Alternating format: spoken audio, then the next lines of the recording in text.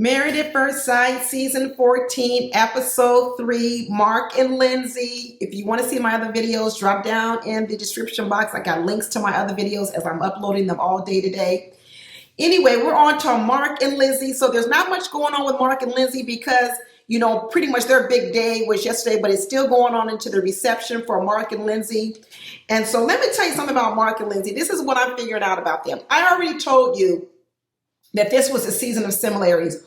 Every couple on there on this season, they are all very, very similar.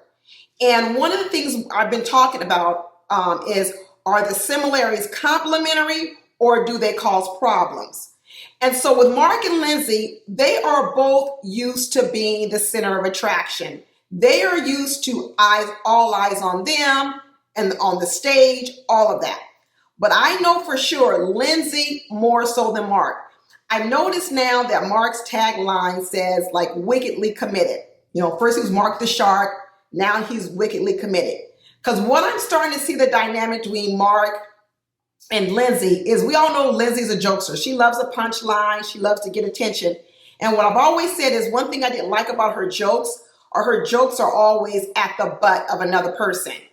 And I don't like that. I don't like when you use another person to make a punchline or a joke or to get someone else to laugh at something else you want to say.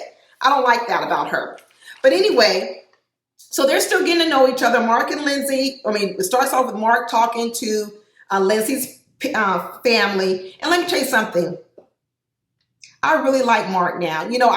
At first I didn't like sort of the gregariousness of some of in the beginning of maybe the first episode of the season. But I am starting to see the heart of Mark, and it is so sweet. And I'm actually sad that they paired him up with Lindsey because I see Mark really wants this. Mark really wants a family. That's what I call this. He wants a family because not only does he not have a father or siblings, his mother, he's got a strange relationship with her and, she's not around that much. But he goes over to Lindsey's parents, or father, I should say, and basically says, I always wanted to ask for my wife's hand in marriage or permission to marry her. And her father was like, I give you permission. He hugged her father. He hugged the brother because this is what Mark wants. He wants a family. And so you know what Mark is going to do?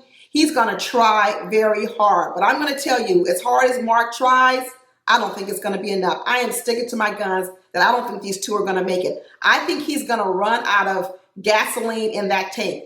Because when you have a person like a Mark he sounds like he does like to give and he's super committed, but you also have to have your tank filled up. And I'm not sure if Lindsey knows how to give, if all she knows how is to receive attention. And that's what I'm really scared about with Lindsey. She really does seem all about herself. Her father keeps saying, he says some really not so kind things about his daughter, which I keep telling people, talk to the family and friends, they tell everything. But it seems like every scene this father has, he's talking about how tough Lindsey is. Like he's continually warning Mark, she's tough, she's tough. She has a big heart, but you don't want her as your enemy. Well, stop right there. I don't like when people do that either. Nice people are nice people. It doesn't mean that nice people don't get mad, but nice people don't go from nice to evil. They don't. Don't say they're a nice person and all of a sudden they're evil. When people like that is when those people aren't getting their way. When you are nice, but then you turn evil, that means you are nice when you're getting your way and you get what you want. The minute you don't get your way and you don't get what you want, you become evil. But that's not a nice person because nice people are nice all the time. You know who I think is really nice? Noi. I think Noi is really nice in the heart. I think she's nice. Lindsey, I think she's nice when she wants to be. I think she's nice when it's in her favor. I think it's nice when she wants something. But if she's not getting her way, or she doesn't have anything she wants to get from you, or she's not getting any attention or whatever, I think that's when you get the mean Lindsey. And all this stuff about big heart with cats and all this other kind of stuff. Well, she likes cats, but she likes cats when it's not her, when it's her cats. She don't like his cats. Like I said, some people are only nice when they are the recipient or the benefit of something, but they don't know how to be nice when they're getting the short end of the stick. That's really nice people. I don't think Lindsey's a nice person. I don't care what they say. I don't see it in Lindsey. And so anyway, he's talking to the family and, they hug and everything like that. And, I think it's a really good thing. And so then they go on the rest of the day, Mark and Lindsey are sitting down talking about more things and just sort of getting to know each other. And, he lets her sort of take the lead, he lets her talk and things like that.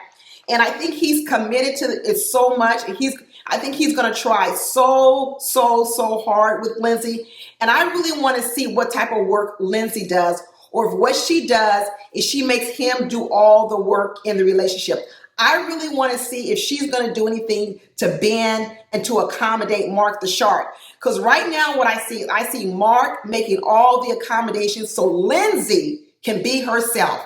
That only lasts for so long. You can't be in a marriage for 20, 30 years when one person is the only one that gets to be out and be themselves. No, I'm not feeling it. And let me tell you something else Lindsey did this episode. Once again, at the expense of someone else, she's sitting down talking to her husband at the table, talking about, when I was at the bachelor party, all the other brides were talking about, I want a black guy. Right there. That's another thing I don't like what people do. I don't like when they use racial descriptions when it doesn't add anything to the conversation.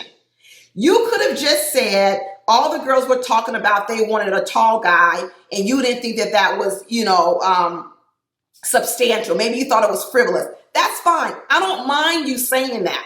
But I don't understand why you have to put the black in front of it. That's what I don't like when people do. Oh, the black guy. What does that add to the story?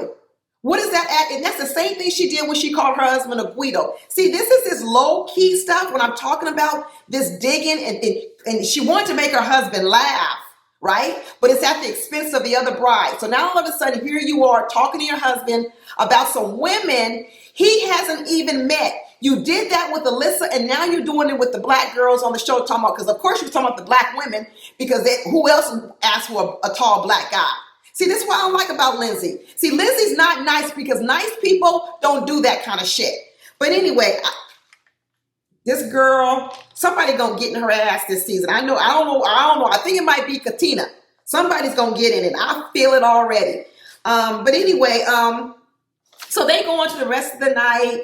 They cut their cake. They go back to the room. And, she's tired because she's been drinking all day. She's like, I can't drink no more champagne. Of course not, because you've been drinking all day. So she has water in her champagne glass.